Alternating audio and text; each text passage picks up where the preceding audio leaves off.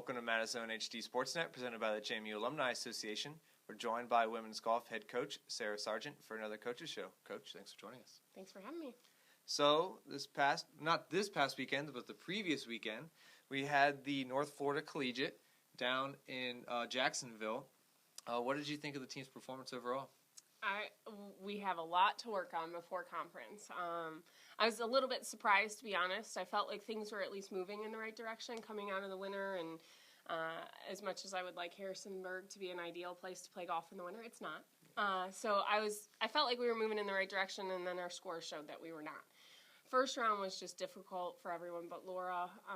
Maddie came back in the second round. Laura obviously continued to play well, but it gave us some perspective. True. Yeah, definitely Laura Gomez-Ruiz was definitely the standout for the tournament.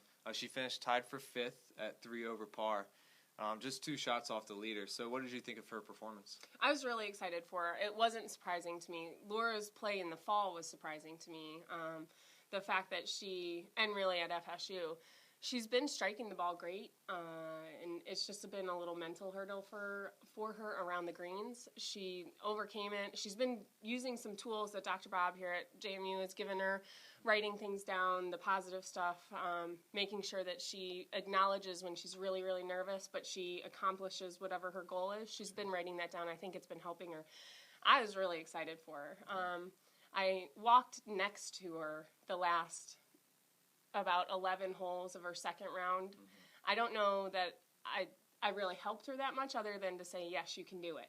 And it was fun to watch. She was in the zone. You know, you talk about golfers being in the zone. She was in the zone. You could see. And as soon as the 36-hole day was over, her eyes turned bloodshot red, and she looked exhausted.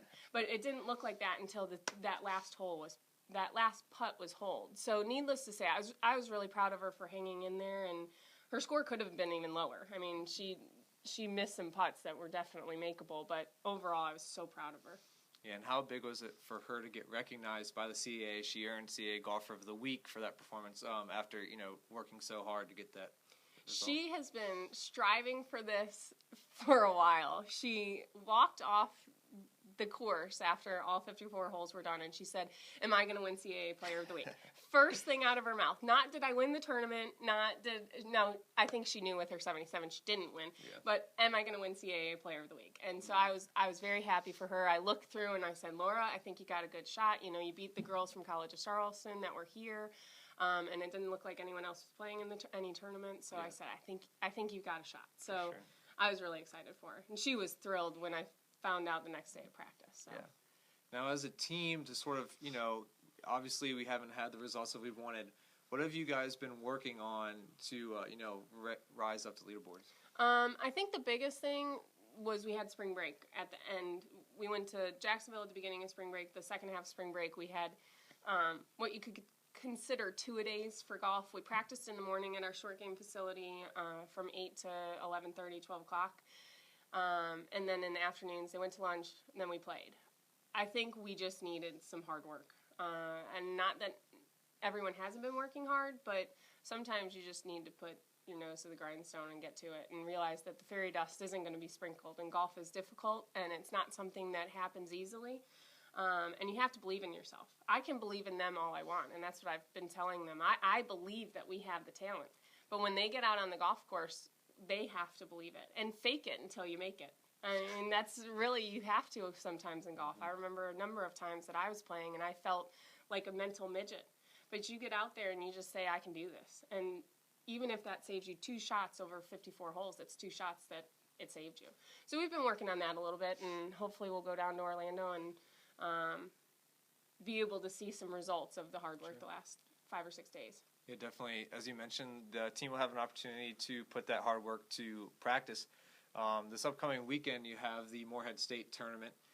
Starts on Sunday and goes through Tuesday. What do you hope to see down there? Good scores.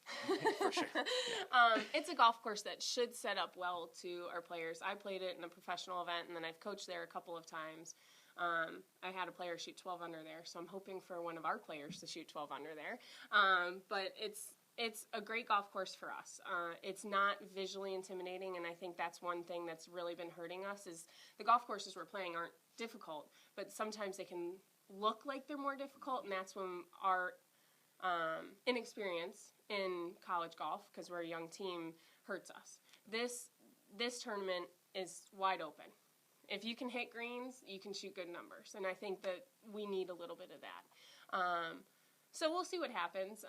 I've talked to them about just going out there and having some fun and seeing what we can do. We got to start somewhere. So, and last year it was a little bit of the same thing. We started slow and we played great at CAAs. I'm hoping for that to happen. Gotcha. Well, definitely stay tuned to JMUsports.com and JMU WGolf on Twitter for all the updates you'll need. Coach, thanks for joining us. Thank you.